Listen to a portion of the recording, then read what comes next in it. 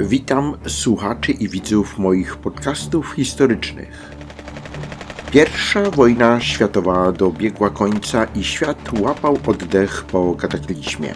Ale w Wielkopolsce pruskie panowanie wciąż nie chciało umrzeć. Wyobraźcie sobie mroźny styczniowy poranek 1919 roku.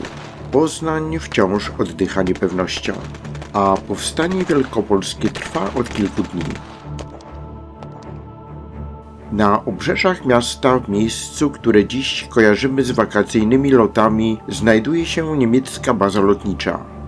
Flieger Ersatzabteilung Nr. 4. To nie jest zwykłe lotnisko. To potężny arsenał. Niemcy trzymają tam setki samolotów, silników i tony amunicji. Jeśli powstańcy go nie zdobędą, niemieckie lotnictwo może w każdej chwili zbombardować Poznań i zdusić wolność w zarodku. Dzisiaj opowiem Wam historię największego łupu wojennego w dziejach Polski. Historię o brawurze, blefie i o tym, jak dzięki jednej nocy Polska z kraju bez skrzydeł stała się lotniczą potęgą regionu. Zapraszam na opowieść o zdobyciu lotniska na Ławicy. Cofnijmy się na przełom 1918 i 1919 roku. Polska odzyskała niepodległość, ale granice to wciąż płonące linie. W Poznaniu wrze, Niemcy nie chcą oddać Wielkopolski. Ławica była dla nich kluczowa. Dlaczego? Strategicznie, bo to punkt wypadowy dla nalotów na miasto. Technologicznie stacjonowały tam najnowocześniejsze maszyny, które brały udział w I wojnie światowej. Niemcy wiedzieli, że są otoczeni, ale mieli asa w rękawie. Zagrozili, że jeśli Polacy zaatakują, oni wysadzą hangary, a przy okazji mogą zniszczyć okoliczne dzielnice Poznania, bo na lotnisku składowano ogromne ilości bomb. Tu pojawia się kluczowa postać, Mieczysław Paluch. To on wraz z Wiktorem Pniewskim, który notabene był dezerterem z niemieckiego lotnictwa i świetnie znał bazę, zaplanował akcję, która miała trwać zaledwie kilkanaście minut. 5 stycznia powstańcy zażądali od niemieckiego komendanta lotniska w Ławicy, porucznika Fischera, kapitulacji i wydania bazy. Niemcy odmówili. Domagają się wymarszu z bronią i grożą wysadzeniem lotniska oraz Fortu 7. Tymczasem Polacy odcięli łączność z Berlinem i wyłączyli prąd. Lecz nie przyniosło to skutku. Walki stały się nieuniknione. Do ataku przygotowywało się około 350-400 powstańców wspartych dwoma działami. Główne uderzenie miało nastąpić od strony wsi Ławica, a kawaleria miała pozorować atak od strony miasta. Natarcie zaplanowano na wczesny ranek, wykorzystując osłonę nocy.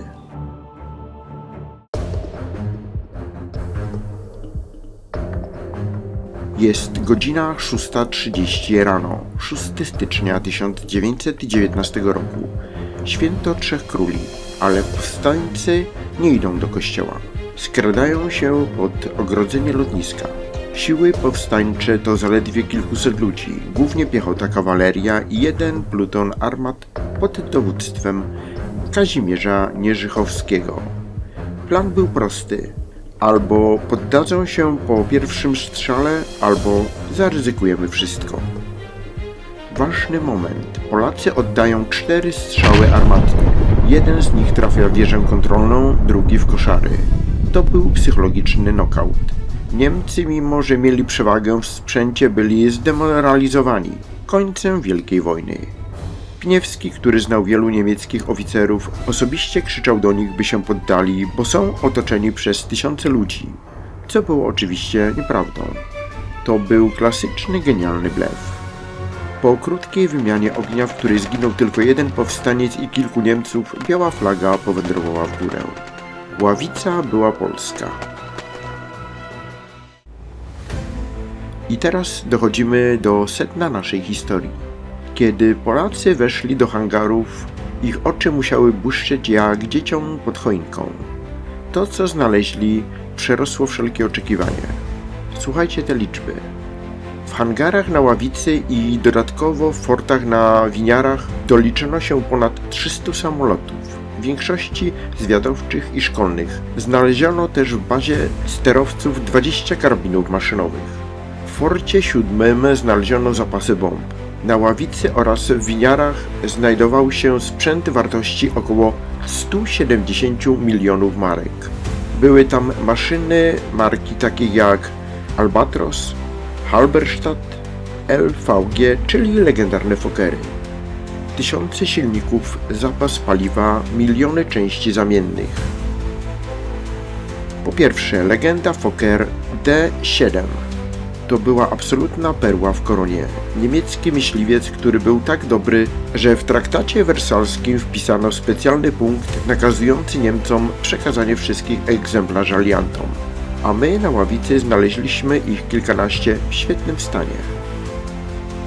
Po drugie, Albatros D3 i D5 z charakterystycznym kadłubem o przekroju owalnym, zbudowanym z drewna, co nadawało im wygląd przypominający rekina. Uzbrojenie, 2 zsynchronizowane karabiny maszynowe, spandał strzelające przez śmigło. To były maszyny często myśliwskie, szybkie, zwrotne i niezwykle groźne w walce kołowej. Po trzecie, ciężkie maszyny LVG C5 i C6.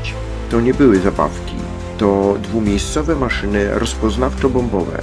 To właśnie te samoloty z silnikami Benz o mocy 200 koni mechanicznych stały się wołami roboczymi polskiego lotnictwa. Mogły zabrać na pokład bomby, radiostacje i ciężkie aparaty fotograficzne do zwiadu. I teraz najważniejszy szczegół. Większość z tych 300 maszyn była w częściach. W hali Zeppelina znaleziono fabrycznie nowe samoloty zapakowane w skrzynie. To był gotowy zestaw do zbudowania sił powietrznych od zera. Do tego setki zapasowych silników, Mercedes, tysiące litrów paliwa lotniczego i miliony sztuk amunicji. Wartość tego łupu oszacowano na 170 milionów marek niemieckich. W tamtych czasach była to kwota astronomiczna. Spróbowałem przeliczyć to na współczesne kwoty. To rząd około 16 miliardów złotych. To tak jakbyśmy dzisiaj nagle znaleźli na podwórku ponad 200 myśliwców F-16 wraz z pełnym serwisem. Najciekawsze jest to, że dzięki temu łupowi powstały pierwsze polskie eskadry lotnicze. Samoloty z Ławicy brały później udział w wojnie polsko-bolszewickiej, ratując Warszawę w 1920 roku. Dlaczego o tym zapominamy? Często mówimy o powstaniu wielkopolskim jako o tym zwycięskim, ale rzadko podkreśla się jego wymiar techniczny. Zdobycie Ławicy to nie był tylko akt odwagi. To był fundament pod polskie siły powietrzne. Bez tych skrzydeł historia Polski w 1920 roku mogłaby wyglądać zupełnie inaczej. Następnym razem, gdy będziecie na lotnisku w Poznaniu czekając na swój lot, pomyślcie o tym mroźnym poranku 1919 roku, o kilku strzałach z armaty i o ogromnym skarbie, który wywalczyli nasi przodkowie. Jeśli ten odcinek Wam się podobał, podajcie go dalej.